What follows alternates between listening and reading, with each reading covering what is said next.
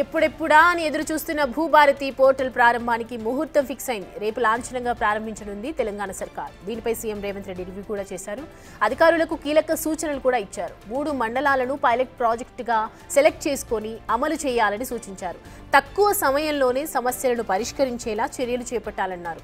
అందరూ అర్థం చేసుకునేలా ఈజీగా సరళమైన భాషలో పోర్టల్ ఉండాలని సూచించారు సీఎం. ప్రజల నుంచి అభిప్రాయాలు సేకరించాలని, వారి అనుమానాలను నివృత్తి చేయాలని ఆదేశించారు రేవంత్ రెడ్డి.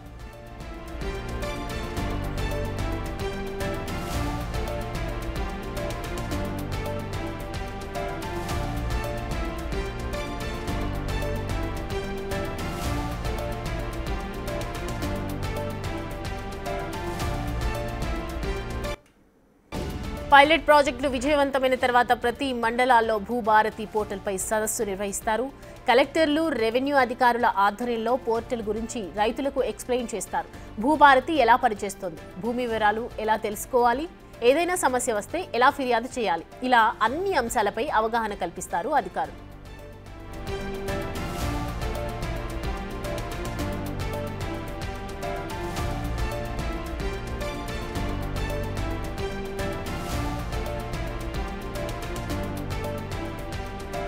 భూభారతిని కాంగ్రెస్ ప్రభుత్వం ప్రతిష్టాత్మకంగా తీసుకుంది. ధరణిలో జరిగిన మిస్టేక్స్ ఇందులో రిపీట్ కాకుండా చూసుకుంటుంది.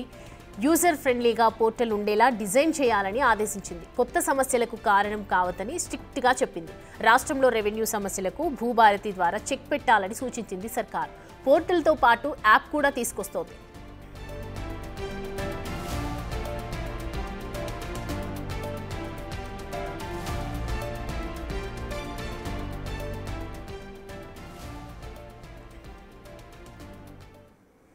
ఈ అంశానికి సంబంధించి పూర్తి డీటెయిల్స్ అందించడానికి మా ప్రతినిధి వాసు జాయిన్ అవుతున్నారు. వాసు, గత ప్రభుత్వం మనం చూసాం ధరణికి సంబంధించి ఎన్నో లోపాలు చూపించారు.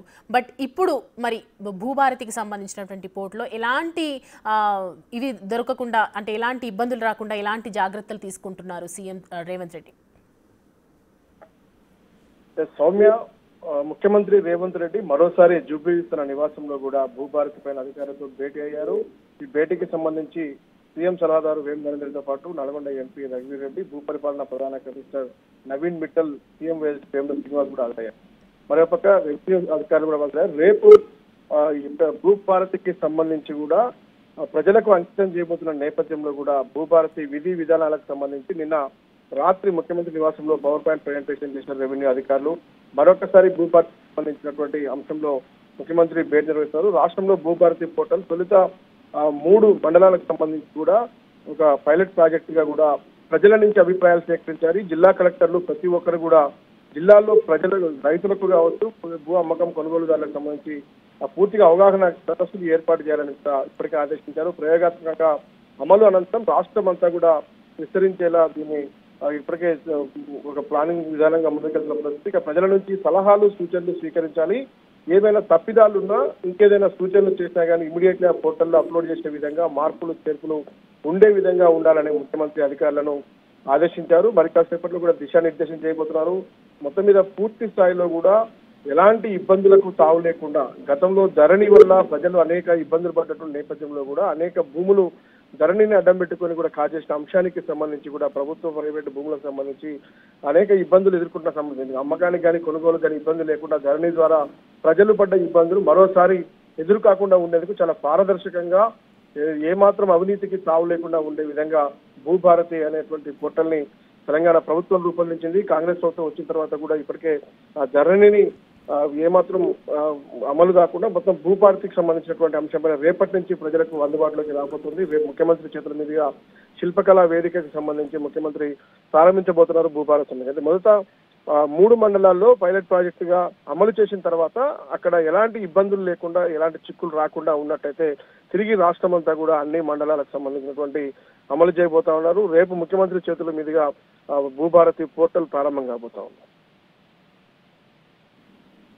అయితే వాసు, ఈ ఏదో యాప్ కూడా చెప్తున్నారు కదా, ఈ భూమి పోర్టల్ కి సంబంధించినటువంటి యాప్ ని ఎలా డౌన్లోడ్ చేసుకోవటం, దానికి సంబంధించి అవేర్నెస్ ఏ విధంగా కల్పిస్తూ ఉన్నారు? ఖచ్చితంగా కూడా ప్రతి మండలంలో రెవెన్యూ అధికారులు, జిల్లా కలెక్టర్లు కూడా రైతులకు, అందరికీ భూ కొనుగోలుదారుల అమ్మకందారులకు కూడా ఈ యాప్ పైన పూర్తి అవగాహన కల్పించాలి. మరోపక్క ప్రతి ఒక్కరి మొబైల్ ఫోన్ లో యాప్ రూపంలో కూడా పోర్టల్ ని అందుబాటులోకి తీసుకురాబోతా ఉన్నారు. అది రేపు ప్రారంభోత్సవం తర్వాత కూడా ఇది అందుబాటులోకి రాబోతోంది. ఈ యొక్క పోర్టల్ సంబంధించి చాలా ఈజీగా ప్రతి ఒక్కరు ఈ భూభారతిలో ఉన్నటువంటి అంశాలన్నిటి కూడా తెలుసుకునే విధంగా, ఏ విధంగా భూముల కొనుగోలు అమ్మకాలకు సంబంధించి, భూముల వివరాలకు సంబంధించి, రిజిస్ట్రేషన్ సంబంధించినటువంటి అన్ని వివరాలు ఈ పోర్టల్లోనే పొందుపరిచే విధంగా రైతులు ప్రతి ఒక్కరు కూడా చాలా ఈజీగా అవగాహన కలిగించే విధంగా కూడా ఈ పోర్టల్ ఉండబోతోంది. ఇది ఫోన్ లో కూడా యాప్ ద్వారా ప్రతి ఒక్కరు ఈజీగా ఓపెన్ చేసుకునే విధంగా ఒక అత్యాధునిక టెక్నాలజీలో కూడా రూపొందించిన పరిస్థితి. అంటే చాలా కాలంగా అనేక రకాల సమీక్షలు నిర్వహించారు, అనేక రకాలుగా అభిప్రాయాలు సేకరించారు. ఆ తర్వాతనే ప్రస్తుతం రేపు ప్రారంభోత్సవం చేయనున్నారు ఈ పోర్టల్ సంబంధించి. ఎందుకంటే ధరణి పోర్టల్ సంబంధించినటువంటి విషయంలో కూడా గతంలో అనేక చిక్కులు, అనేక రిజిస్ట్రేషన్ల విషయంలో కావచ్చు, రైతుల భూముల విషయంలో కావచ్చు, అనేక ఇబ్బందులు ఇప్పటికే ఎదుర్కొంటున్న నేపథ్యంలో వాటన్నిటికీ చెక్ పెట్టే విధంగా రూపొందించినటువంటి పోర్టల్ కు సంబంధించి రేపు ప్రారంభం కాబోతోంది. మొబైల్ యాప్ లో కూడా, యాప్ ద్వారా కూడా డౌన్లోడ్ చేసుకుని ప్రతి ఒక్కరు అందుబాటులో ఉండే విధంగా ప్రభుత్వం రూపకల్పన చేస్తా ఉంది. మొత్తానికి ఇప్పుడు మరి కాసేపట్లో పొంగులేటి శ్రీనివాస్ రెడ్డి కూడా దీనికి సంబంధించి మీడియాతో చర్చ చేయబోతా ఉన్నారు. పోర్టల్ ప్రారంభానికి ఎలా ఉండబోతుంది, మరి కాసేపట్లో సచివాలయంలో పొంగులేటి కూడా దీనిపైన భేటీ చేయబోతా ఉన్నారు. ఇక ముఖ్యమంత్రి తన నివాసంలో కూడా అధికారులతో మరోసారి రేపే నేపథ్యంలో కూడా ఏర్పాట్లు ఎలా ఉండాలి, ఈ పోర్టల్ ఓపెనింగ్ నేపథ్యంలో ఎలాంటి టెక్నికల్ ఇబ్బందులు రాకుండా ఉండే విధంగా ఎలాంటి చర్యలు తీసుకోవాలనే అంశంపైన ముఖ్యమంత్రి ఈ భేటీ నిర్వహించాలని తెలుస్తుంది.